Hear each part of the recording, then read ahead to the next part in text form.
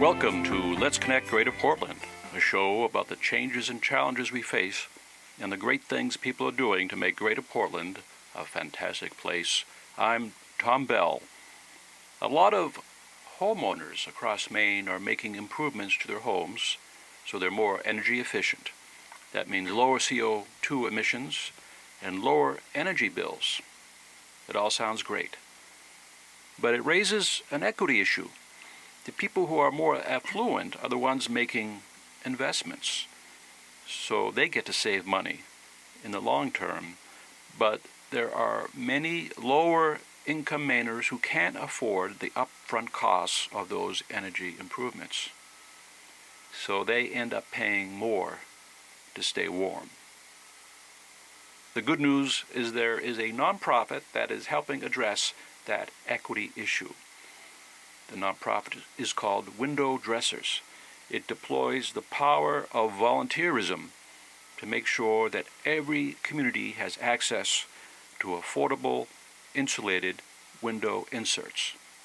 I'm here today with Jessica Williams, Executive Director of WindowDressers, and Sofia Reali, a program assistant who recently finished up a service term with the Resilient Corps as the Energy Efficiency Fellow, splitting her time serving with WindowDressers and the sustainability team at the Greater Portland Council of Governments.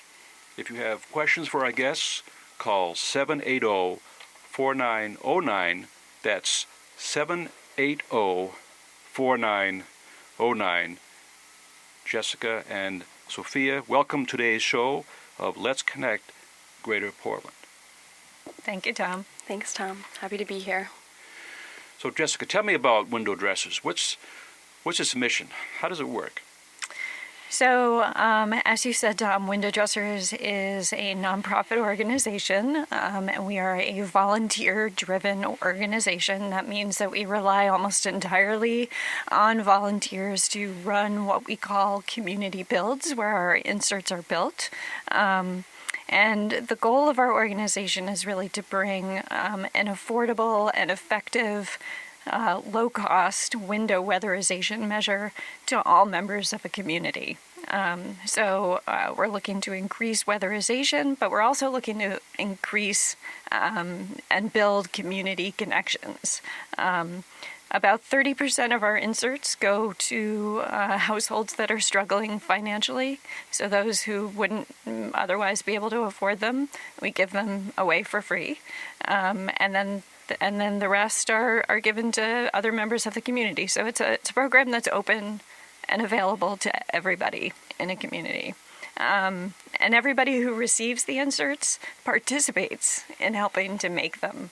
So they show up for a shift or two at the community build, and they learn a step or two in the process of assembling the inserts.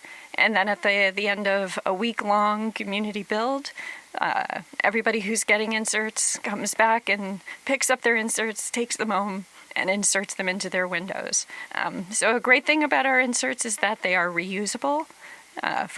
They should last between 5 and 10 years. And if the plastic gets damaged, or if any part of the insert starts to degrade over time, you can bring it back to a community build and have it what we call rewrapped. So essentially we strip everything off the frame, the wooden frame, and then just reassemble, remake the insert so it's ready for another 10 years of insulation. So interesting. Sometimes I found I've read articles in magazines about some couple who have built a energy efficient home, and it's super insulated, and they say they can heat it with just like one candle. And it's often a wealthy professional couple that can do this. And meanwhile, there are people all over Maine who live in old, drafty houses. And when the oil delivery guy shows up, they don't really have the money to pay to fill that tank, right? And so it's a real situation where new technology is coming along And the impact is that the rich have the money to invest and save money, and the rich get richer, and the poor continue to struggle. Mm-hmm. And what WindowDressers is trying to do is help address that. That's right. And yeah, I mean, again, this is a program that's available to everybody, and the inserts are extremely effective. I think so. They provide a double layer of insulation for your windows, and help cut down on different types of heat loss through your windows. So I think, according to the Department of Energy, about 30% of energy loss occurs through windows and doors, and windows are extremely expensive to replace. So this is a really effective measure that anybody can use, and you feel the impact immediately. In fact, when you replace a window, they're so expensive that the cost is, you don't get it doesn't pay for itself. It doesn't. So you brought a insert with you. So let's bring it over here. I want to see it, and if I can describe it. So it's made of wood. It's a pine wood. It's pine wood. Yep. And then it has a foam on the edge all the way around it, and then it's covered with kind of that stretchy plastic I might want to wrap my sandwich in. Exactly. It's polyolefin plastic that's wrapped. It's wrapped on both sides of the frame. And so when winter comes around, I just push it in the window, and that's it. It's just snug. It just gets snug in there by itself. Yep, that's right. So the windows are when you sign up for inserts, a team of volunteers will come out and measure your windows. So it's an exact fit, a custom-made window insert for your window, and the foam around the outside helps create friction. So it's a friction fit. So it's a really snug fit. And it's not intended to replace. You still want a storm window on the outside, right? You could. If you have a storm window on the outside, I wouldn't take it off with these. This just, again, it gives you an additional 2 layers of insulation. So there's the space between the glass and the first layer of plastic. There's the space between the 2 layers of plastic, and that really helps cut down on... It's about an inch of airspace, and that air acts as insulation. That's right. That's right. So we live in an old house, and some of our windows will take that plastic, and you kind of tape it around, and then you get the hair dryer, and it's kind of a pain, and you have to redo it every year, and it peels paint off the window, right? So this would replace that. Yes, and it would be much more effective because there's 2 layers of insulation rather than just the single layer. And I just would love to share a little anecdote so we operate in Maine, Vermont, and New Hampshire, and we heard from one of our customers there who receives heating assistance, and after getting their inserts, the heating assistance that they got was stretched a lot longer, so they were able to make that heating assistance, the fuel that they got, last a lot longer, and they didn't have to get a second fill up. So that's one anecdote. Every house is different, but that's one of the ways that we are really helping people to stretch those energy assistance dollars. So my wife is listening right now, and I know she's thinking, I want one of these inserts. Well, how do you do that? How do you get one? Yeah, so like I said, the inserts are built at what we call community builds, and those are generally held in the fall or early winter, so September through January, February. Our schedule is always changing, and so what you would do is you would go to our website and click on request inserts, and you would sign up, fill out some basic information about yourself and how many inserts you think you want, and then we would assign you to a community build that's in your local area. So one of the challenges that we face and maybe I'm getting ahead of myself here, is that, we can only serve folks in communities that have community builds. When you say community, you mean like that municipality, that town, or is a community a larger area? It really depends. So, in places where, rural communities that are spread out, a community build could encompass a number of towns, 5, 6, 7, 8 towns. In a place like Portland, even in a place like Portland, we're serving folks in South Portland, Cape Elizabeth, Scarborough, Westbrook, maybe even. So it's really, we like to think of community on a much larger scale, not just sort of defined by the boundaries of your municipality. The any upcoming community builds? Yep. So we have one in Portland coming up in February, from February 6th through the 12th. And that community build is actually full. So we're not taking any new inserts. But if you want to get on a waiting list for next year, we encourage you to do that now.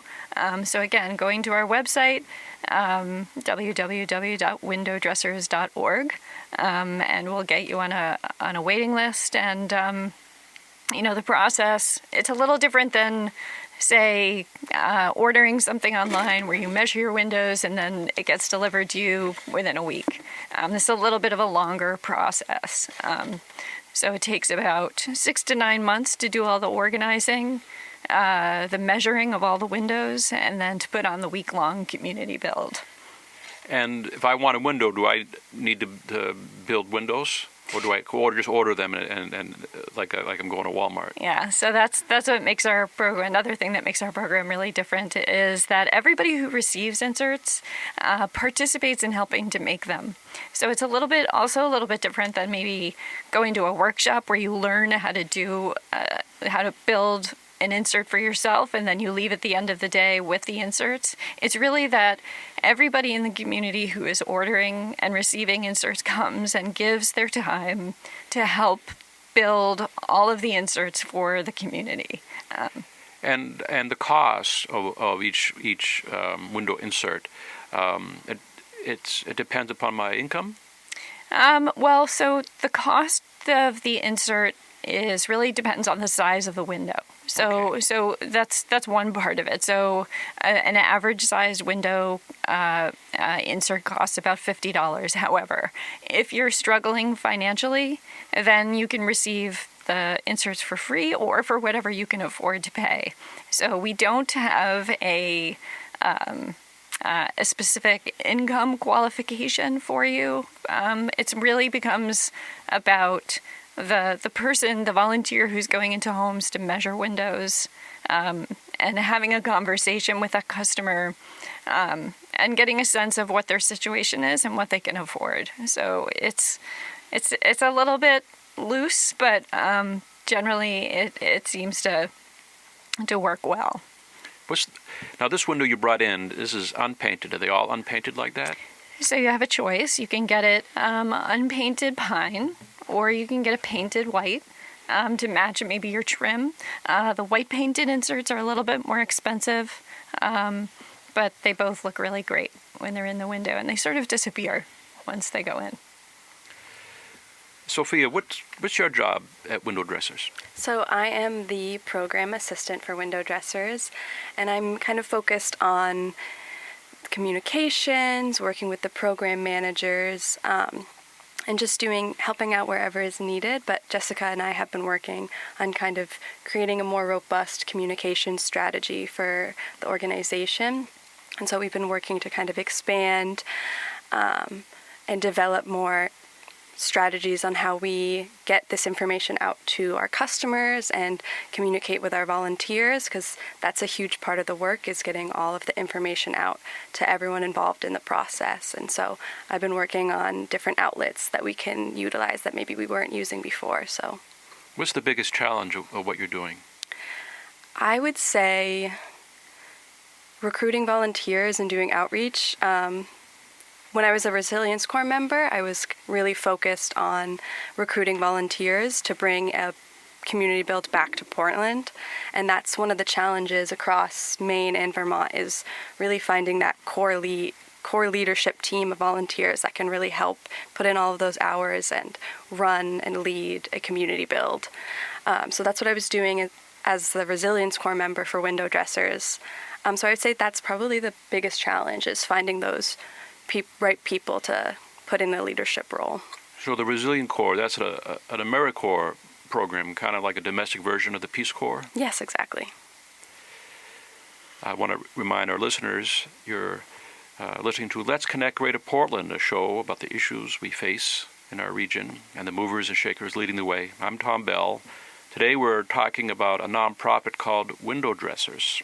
It deploys the power of volunteerism to make sure that every community has access to affordable, insulated window inserts. I'm here with Jessica Williams, Executive Director of WindowDressers, and Sofia Reali, a Program Assistant. Now, this is an opportunity for people to call in with your questions. Call 780-4909, 780-4909. I want to learn more about these inserts. How long does it take to build one? That's a good question, because the way that they're built at the community builds is we sort of have an assembly line set up to get them built. So we're not building them really one at a time from start to finish. So volunteers who have been involved with WindowDressers for a long time have developed a set of simple machines, jigs essentially, that make the assembly of the inserts very simple. So anybody who's getting inserts doesn't need to have any special skills. They can come in, we can teach them a very simple step, and they can help get started doing that step. And there are about 7 steps in assembling the windows. But I would say it takes about an hour, probably, maybe a little bit more from start to finish. It's hard to really gauge that because, like I said, it's done first. Essentially, first all of the inserts are assembled. So when the community build groups receive all the materials from WindowDressers, they come in kits so that each window insert, the wood is pre-cut, pre-drilled. So first they assemble all the pieces that make up the frame, and then they apply a single layer of white double-sided tape, then the first layer of plastic, and then the second layer of double-sided tape, then the second layer of plastic, and then there's a clear packing tape that's put over all that to just secure it and keep it in place, and then the final step is applying the foam. They move through the assembly line, and you have volunteers rotating through the different stations, doing the different steps. And people it's kind of like a community building event, where people getting to know their neighbors. And are people seem to be enjoying themselves and having fun when they do this? Yeah. So people have a lot of fun, and I think people are really surprised. When they get to the build, they don't really know that much about it, and then when they get there and they do a shift and they're working across the table, maybe stretching plastic around the frame with somebody that they've never met before, they're talking, they're laughing, they're sharing stories, they're getting, making a connection. I've had people exchange phone numbers and say, let's get together for lunch. It really is a great opportunity for folks to connect and really build community, strengthen community, make our communities more resilient, so that when there are other problems maybe that communities face, there are more connections and people can rely on each other a little bit more. So it kind of combines the concept of a bean supper with home efficiency. Yep, a bean supper. One of the things that we use to describe it is it's like a barn raising for window weatherization. So community members coming together, getting the work done, and you have this end result are hundreds of insulating window inserts for the community. And you do this at some like hall or a room in a school that has been donated for this? That's right. So we ask the core volunteer leaders in a community to go out and find a space that, yes, either a town hall or a church basement or a school gym, any space that really will be big enough to accommodate the setup of all the jigs. And yeah, people play music, and then volunteers or local businesses will donate food for volunteers to eat at lunch. So it can be a lot of fun. It's a really fun experience. I think a lot of the volunteers I've spoken with and some of the local coordinators, they say the community build itself is their favorite part, and there's so much other work that goes into getting it to that like week-long event, but I hear time and time again that people really just love the experience at the community build and getting to know other people that maybe they wouldn't have ever shared a room with or shared a meal with, and just building that community. I think it's what really draws people and keeps people continuing to volunteer. And there are different levels of volunteerism. You could just show up to the community build and make windows, right? Mm-hmm.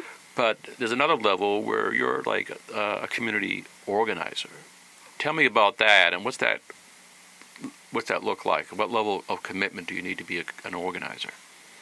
Yeah, so as Jessica said, it's really kind of a 6 to 9 month commitment for the local coordinators we usually have 2 or 3 local coordinators in place for each community build, and they're really the ones in charge of organizing and making sure everything runs smoothly. But then with a community build team, there's also other volunteers involved in that leadership team, where we have volunteers that are the ones that go out and measure every customer's windows. So we'll usually have like 4 to 6 measure volunteers that go in to people's homes, and they collect the payments and measure everyone's windows.